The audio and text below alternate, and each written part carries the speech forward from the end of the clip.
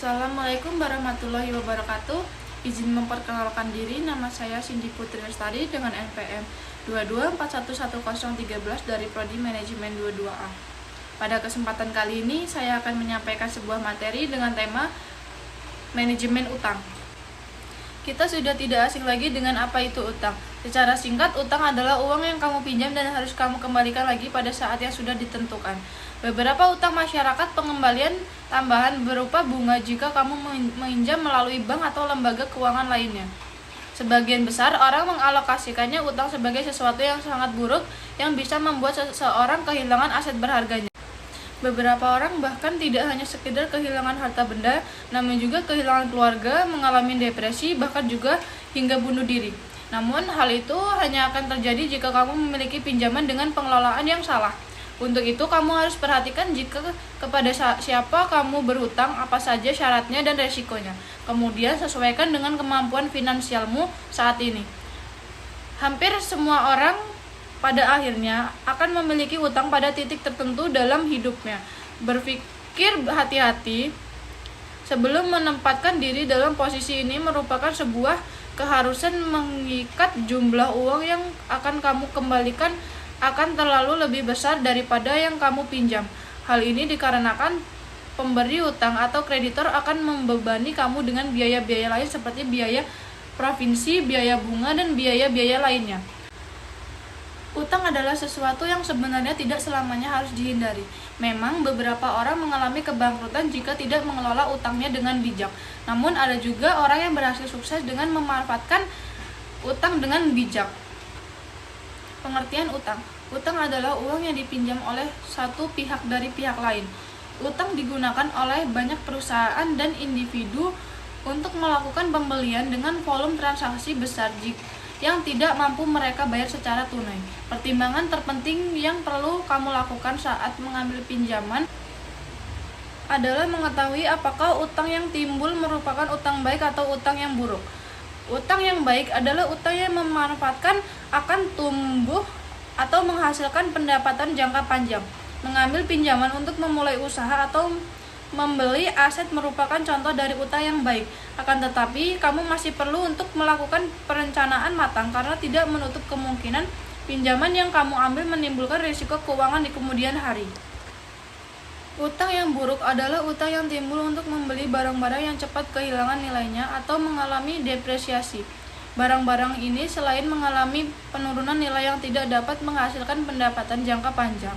Utang yang buruk adalah utang yang memiliki tingkat bunga tinggi seperti utang kartu kredit. Agar kamu bisa terhindar dari utang yang buruk, tanamkan prinsip jika kamu tidak mampu membelinya dan tidak membutuhkannya, jangan membelinya. Utang yang dikelola dengan baik sebenarnya bisa menjadi hal yang baik, namun bunga merupakan sesuatu yang harus kamu beri perhatian lebih, khususnya untuk kartu kredit.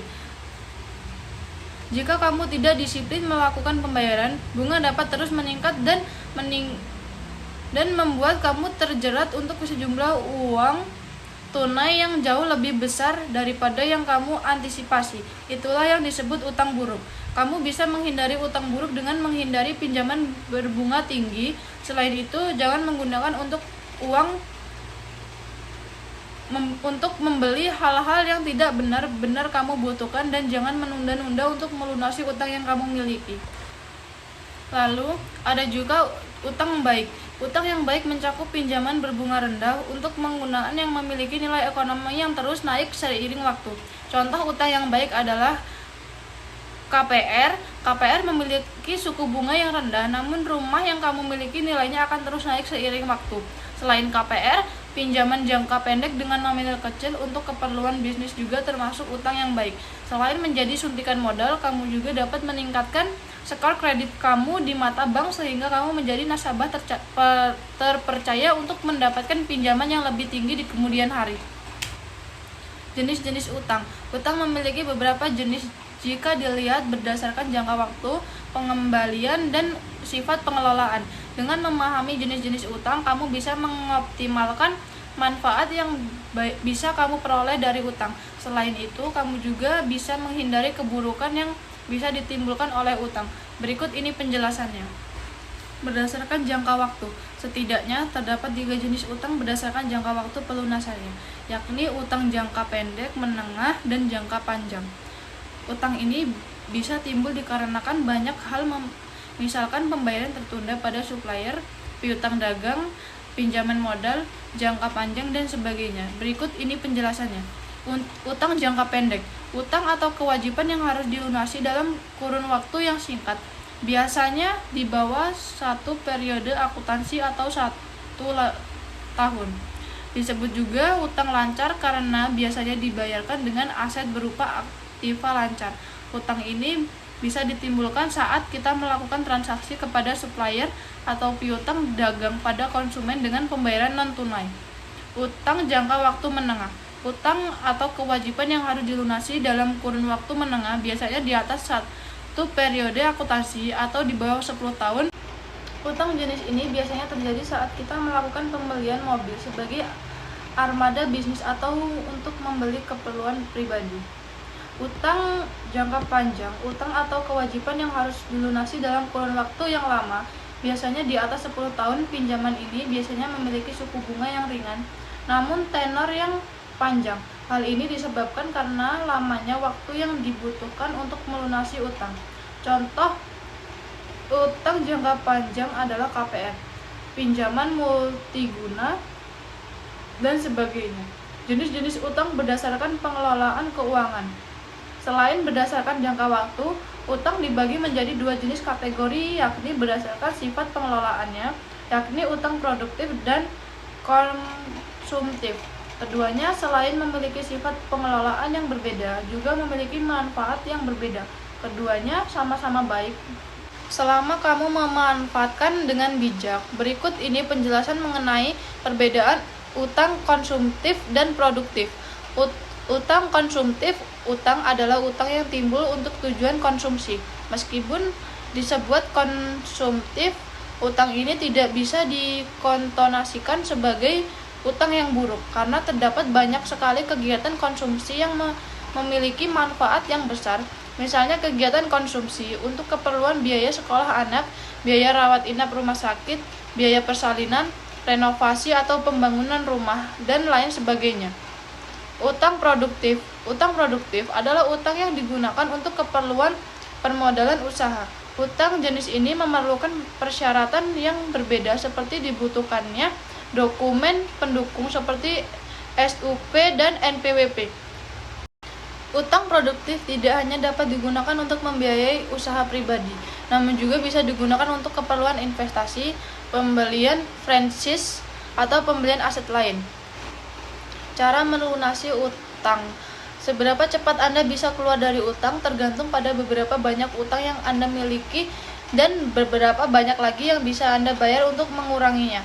Buat rencana, tetapkan anggaran, dan jangka berutang lebih banyak. Pertimbangkan untuk membatasi pengeluaran yang tidak penting dan gunakan apa yang Anda simpan untuk membayar utang. Agar kamu bisa segera terlepas dari kewajiban utang, kamu harus melakukan pembayaran rutin dengan tertib. Jika kamu memiliki banyak utang di berbagai lembaga keuangan, kamu bisa melakukan konsolidasi utang. Konsolidasi utang dapat membuat utangmu cepat lunas dengan bunga yang lebih ringan. Konsolidasi utang adalah membangun semua utang yang kamu miliki dengan melunasinya menggunakan satu akun baru. Konsolidasi utang bisa menjadi solusi untuk melunasi semua utang yang kamu miliki dengan tingkat suku bunga yang lebih rendah dan dengan opsi tenor yang lebih panjang.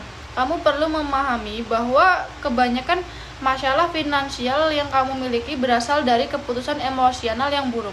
Itu sebabnya seringkali masalah finansial hanya akan berakhir jika kamu berhasil memperbaiki emosi kamu.